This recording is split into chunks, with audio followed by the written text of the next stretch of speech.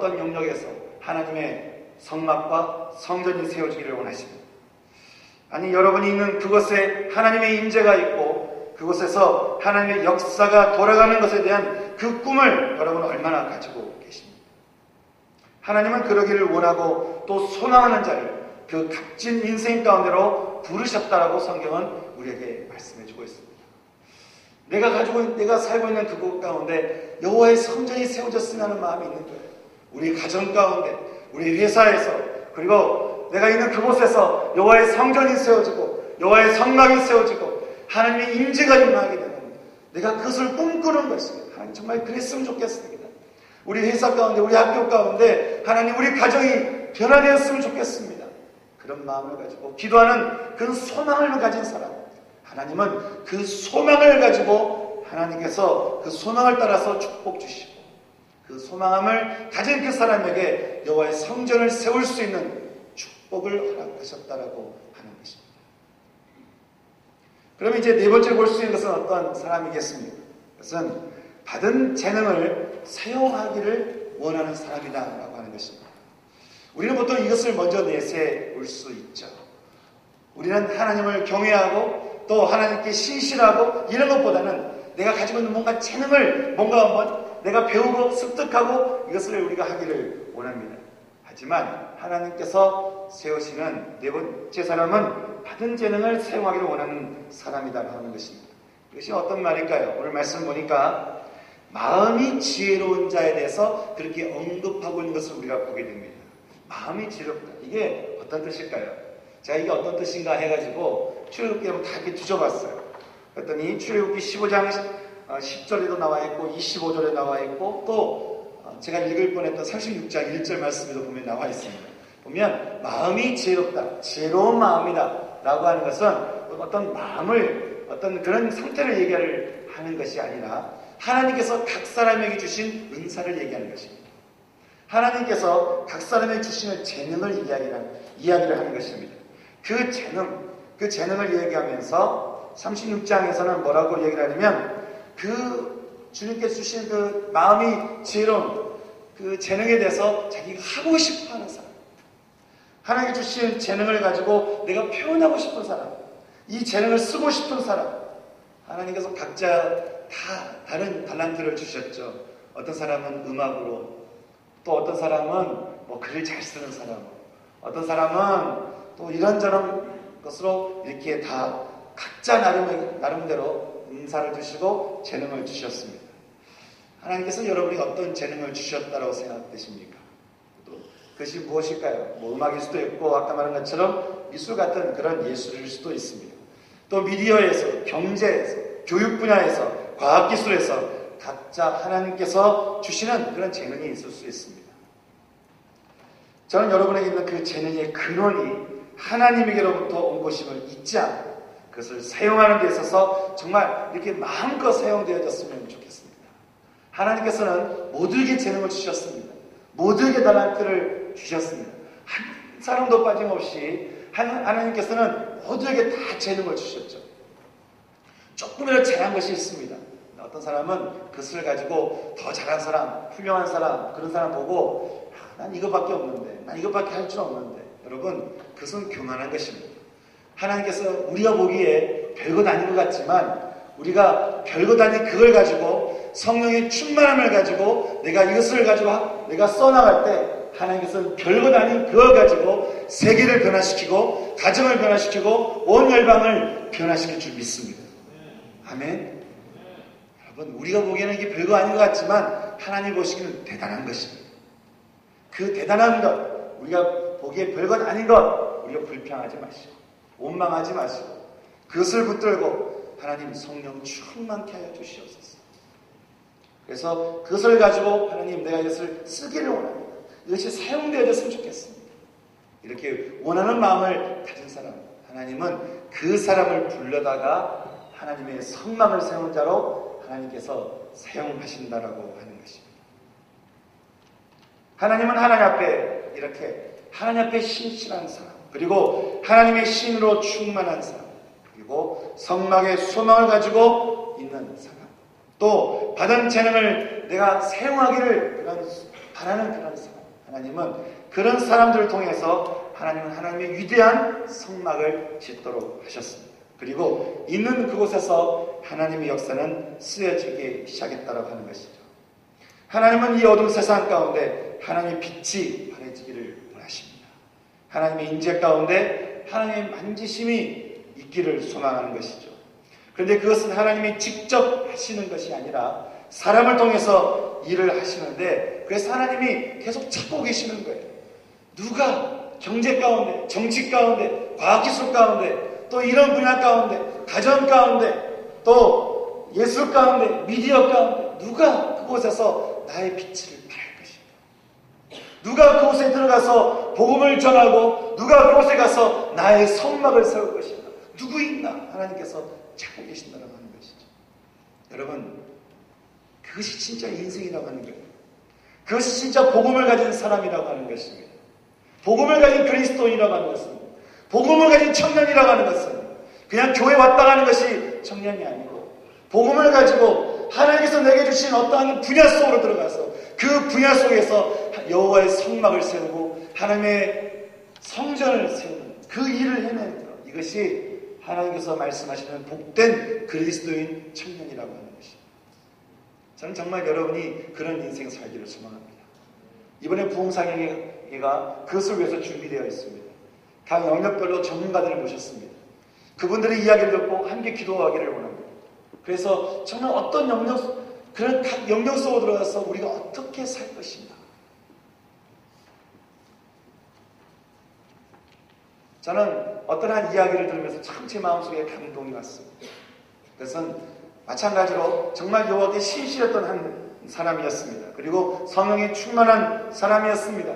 여호와의 성전이 세워지기를 정말 소망하는 그런 사람이었습니다. 그리고 받은 재능을 기꺼이 사용했던 그런 사람이었습니다. 그것이 바로 1862년에 태어났던 박성춘이라는 사람이었습니다. 이 사람이 이제 태어나서 참 살아가는데, 안타까운 것은 이 사람의 신분이 백정이었습니다. 당시 백정은 만건이나 갓을 쓰지 못했습니다. 만건이나 갓을 쓰지를 못했다라고 하는 것은 당시는 미성년자라는 의미입니다. 다시 말하면 모든 사람이 갓을 쓰지 않으면 A처럼 취급했습니다. 여러분 한번 생각해 보시기 바랍니다. 나이가 40이 돼도 A처럼 취급해요. 50이 돼도 A처럼 취급해요. 나이가 80이 돼도 지나간 사람이 발로 치면서 A처럼 취급합니다. 그렇게 사람처럼 취급하지 않은 인생을 살았던 백정이 바로 이 박성춘이라는 사람이었습니다. 이 사람이 성장하면서 그런 마음 들었어요. 난 이렇게 살고 싶지 않다. 난 좀 제대로 살고 싶어요. 그런 마음이 자기 마음 안에 드는 것이죠. 그러다가 이제 결혼해서 아이를 낳게 됐는데, 그 아이를, 이 아이만큼은 정말 잘 살았으면 좋겠다. 그래서 천주교학교를 보냈어요. 근데 천주교학교에서 돈을 요구하니까 돈이 없잖아요, 백정들. 그래서 고민하다가 곤단골 교회라고 하는 예수교학당에 보내게 됐습니다. 그것에 보내서 이제 공부를 시키는데 대신에 조건을 붙였습니다. 교회는 안 가는 걸로, 공부만 하는 걸로. 그렇게 해서 그곳을 보냈어요. 그래서 보내서 이렇게 공부를 시켰는데, 하루는 이게 우리나라 안에 콜레라가 퍼지면서 많은 사람이 죽게 되면서 이 박성춘이라는 사람도 콜레라에 걸리게 됐어요. 그래서 참 죽을 위기 가운데 있는데, 그때 그 죽을 위기 그 상황에서 아들이 누군가를 이렇게 데려오더라는 거예요. 그래서 이렇게 보니까 이게 진짜인지 가짜인지 깜짝 놀라는 거예요. 근데 더 놀라는 것은 그 사람이 자기에게 가까이 와서 자기 몸을 다 진단하기 시작하고, 그렇게 자기 몸에 손을 대고 얼굴을 대고 그렇게 정성스럽게 치료하더라는 거예요. 이 사람이 그 치료하는 과정 가운데 그동안 받았던 서러움과 그동안 받았던 모든 상처가 한꺼번에 치유가 되기 시작했습니다. 왜냐하면 자기를 치유했던 그 사람이 어이였기 때문에 그랬습니다. 어이였던 사람이 자기를 들고 그렇게 온몸을 만져가면서 치료해 주는 것이, 그 사람을 보면서 정말 별거 다닌 인생, 그냥 동네에 있는 사람이 지나가다가 그냥 발로 쳐버리는 그런 인생, 그런 별 볼일 없는 인생이었는데, 어이가 와서 내 몸을 만지면서 치료하고 있는 것을 보면서 마음에 눈물이 나기 시작했어요. 그러면서 이 사람이 나중에 그 따라왔던 그 사람과 더불어 이제는 곤단골 교회의 세례 교인이 되고 나중에 목사 안수를 받게 됐다고 합니다. 근데 문제가 생겼어요. 목사 안수를 받으니까 그 본당과 교회에 있는 사람이 다 나가버린 거예요. 왜냐하면 백정하고 같이 예배를 드릴 수 없다는 거예요. 그래서 거기 양반들이 다 나가버렸습니다. 양반이 다 나가서 홍문수골교회라는 교회를 세웠어요. 그렇게 교회가 양분이 되어가고 있는데, 그때 이 선교사님, 이 목사님이 이제 조선의 마지막 황제였던 이 고종 황제하고 많은 친분이 있어서 고종 황제에게 가서 계속해서 한 가지 요청하는 것이 있었다 한다면, 백정과 하나님은 어떤 사람이라도 이렇게 나누지 않았습니다. 백정은 똑같은 인간입니다. 생명이 있는 인간입니다. 이렇게 취급하면 안 됩니다. 백정을 좀 자유를 줬으면 좋겠습니다. 백정의 자유를 외치고 그렇게 열심히 애를 쓴 끝에 진짜 백정에 대해서 자유를 선포하는 이제 어명을 받게 되었습니다. 그 어명을 받고 나서 이제 얼마나 마음이 기뻤겠어요.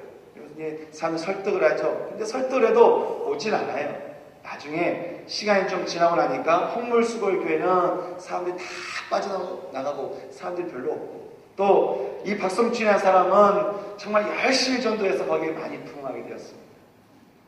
더 이상 이제 양반과 또 백정과 이런 구분이 없어져 버리는 이 조선사회 가운데 이제 무호 선교사님이 양반들을 찾아갑니다.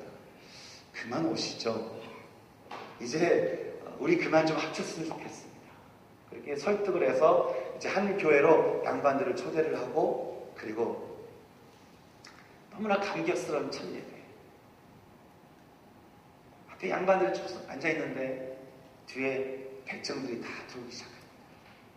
그리고 백정들과 양반들이 같은 자리에 앉아서 찬송을 부르고 하나님께 예배를 드리고 기도를 하고 같이 주여 이름을 부르짖는 그 영광스러운 예배를 우리가 보게 된 것이죠. 그렇게 세워진 첫 번째 교회가 바로 인사동 쪽에 있는 순동교회입니다.